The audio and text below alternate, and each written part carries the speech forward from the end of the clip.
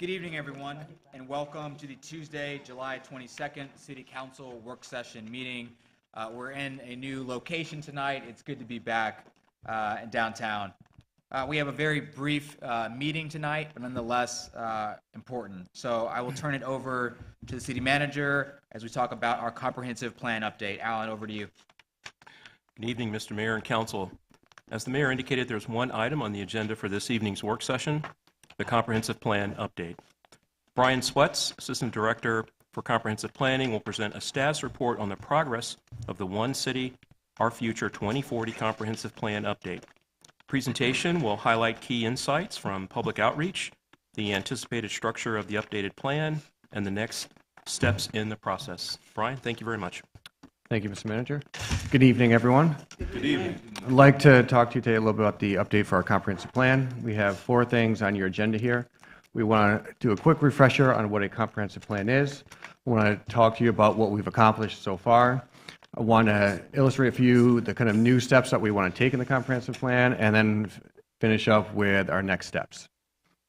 So just a quick reminder about what a comprehensive plan is. It is designed to promote the planned and orderly development of land like you might see in the picture here. This is something that is required for every locality in the state of Virginia by the Code of Virginia. And not only do we have to have one, it has to be updated at least every 5 years, which is why we're coming before you now.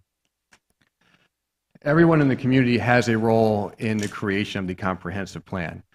The bedrock of the plan is the people in the community. The planning department, under the supervision and guidance of the Planning Commission, we are charged with providing meaningful opportunities for people to share with us their hopes, their dreams, their vision for what Newport News will look like in the future. Then, in conjunction with various stakeholders and state departments, we take those ideas, we create a plan. The Planning Commission reviews it to make sure that it's acceptable. They provide a recommendation to you, and then ultimately you all will adopt it and then use it for things like evaluating applications or the update of your strategic plan. We've accomplished a lot in the time since I last spoke to you. We conducted an online public outreach survey where we asked people their opinions on various city services. We asked them to rank importance and then tell us their satisfaction. And so the 4 most important ones are what you see here on the screen: the quality of economic development, flow of traffic, maintenance of city infrastructure, and the city preparing for the future. We also completed a demographic analysis of the city. Some of you may be familiar with graphics that the city has put forth in the past where we tell you things like what's the population of Newport News or what's the median income. We wanted to get deeper into the data with this to get a better understanding of the city before we got into the comprehensive plan. And so this is just a snapshot of a page that we generated. Instead of just telling you the population, let's look at the trends in the population over time. Let's look at how the population compares to the rest of Hampton roads. Or you can get more granular, like you see in this map here, where we can look at where the population is increasing or decreasing throughout the city. We think that this provides us a more in-depth level of understanding so that we can better target our goals and strategies. We also wanted to use this as practice for moving towards a more visual plan and also to use a new platform to see how that might work. And finally, we've done a ton of public outreach. We've done 2 rounds so far. We have a 3rd round upcoming. At every round, we were in all 3 council districts. During the first round, we had a public open house so people could come or go as they please. We were there literally all day and into the evening. This also allowed us to pick up people who were coming through the various community centers who had not planned on showing up, but with the help of community center staff, we grabbed them and had them participate. So we got a much wider diversity of respondents than we normally would do. During the first round, we did visioning, and we asked people to tell us where in the city that they think that we should be focusing our attention and why we should be focusing our attention there. During the second round, we did more of the traditional open house where we had meetings in the evening and we had meetings in the afternoon to give people more opportunities to participate. We asked them to verify in maps, here's what we heard for where we should focus. Does this sound correct to you? We also reviewed the goals and strategies for the plan, and we talked about some of the bigger thematic issues like housing and economic development. So what's going to be new in the comprehensive plan? This is a snapshot of a piece of the plan currently, what we put together, where we have different goals and objectives. They're assigned to different departments. We wanted to do something that got a little bit more interactive than this. This is helpful because we talk to every city department about every aspect of the plan, and we ask them to tell us the status and the priority for each item so we have an idea of what we've accomplished or where we need to go. But we want something that's a little bit more visually interesting that draws the viewer in and is a little bit easier to use. So this is an example I pulled from a plan from a different city, but that I think really illustrates where we're trying to go. Instead of, again, telling you data, we can use this to better visualize the data so you can get a little bit more out of it. Also, you'll notice with the green arrow, there's only 3 sentences on this entire page. That's the analysis that they've done for their population trends. We think that by limiting the amount of narrative, it helps what's there to pop out more, and we can focus on analysis and not telling you. We can show you instead. We also, like I said, wanted to go something a little bit more interactive. This is, again, a page from a plan from a different city. You'll notice along the bottom, there's a bunch of interactive buttons. Those serve as like a table of contents so that people can move more easily through the plan.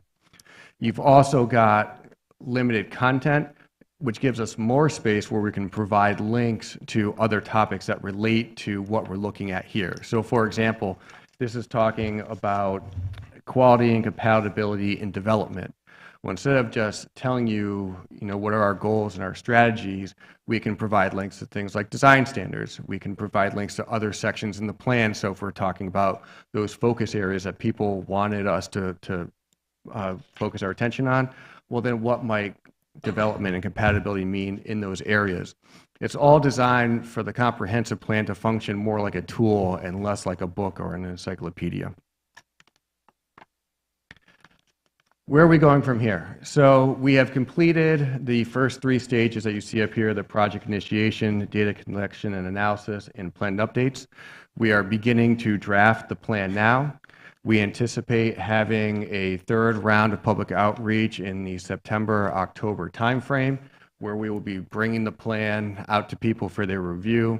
We'll look at the future land use map and talk about potential changes there. And we'll talk about specific tactics, things that the city can do to implement the goals and strategies that you find in the plan. Our goal is to have this for you by the end of this calendar year.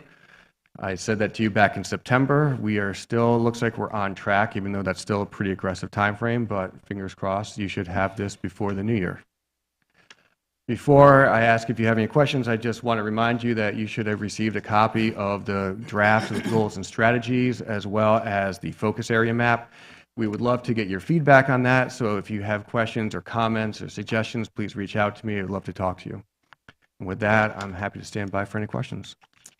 Questions? Councilman Long? Thank you for that presentation.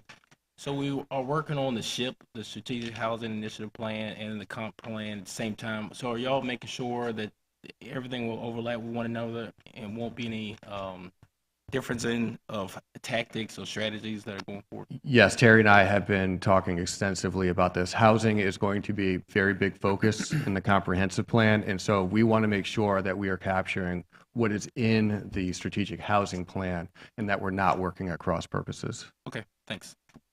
Quick question, Mr. Mayor. Vice. 2 things. 1, great job. Thank you. Number 2, the Jefferson, I see a Facebook ad. I'm just curious. Could be completely unrelated, but I'm thinking about it now.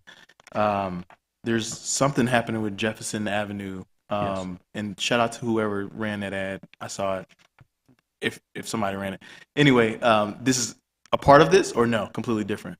This is a separate, they're 2 different things. So the comprehensive plan, we're looking at the entire city. The Jefferson Ave plan is going to focus only on Jefferson Ave from Mercury to J. Clyde. I got you. Because I saw traffic was one of the things that was listed on there. I didn't know if it was a part of it some way. Well, I mean, so, it is, but it isn't. Yeah, so traffic will be an issue for both of these things. They'll just be addressed in slightly different ways. I got you. Thank you, man. Yep.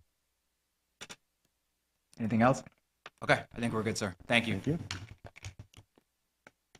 I think next up we have comments, ideas, suggestions. Why don't we just start on the far end of the table to my right with Councilman Ely and then go all the way down. No comment, sir. Yeah, no comments.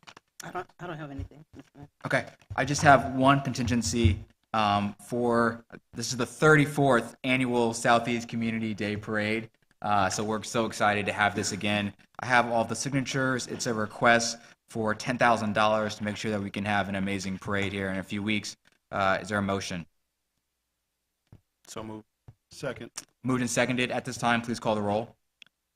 Councilman Long, 4. Councilwoman Vick, 4. Vice Mayor Bethany, 4. Councilman Coleman, 4. Councilman Keeley, 4. Councilman Harris, He's absent. Mayor Jones. 4. Motion carried 6-0. Thank you. And just for the record, he'll be here for the council meeting. He's excused for this meeting. Thank you. That's all that I have, Vice Mayor.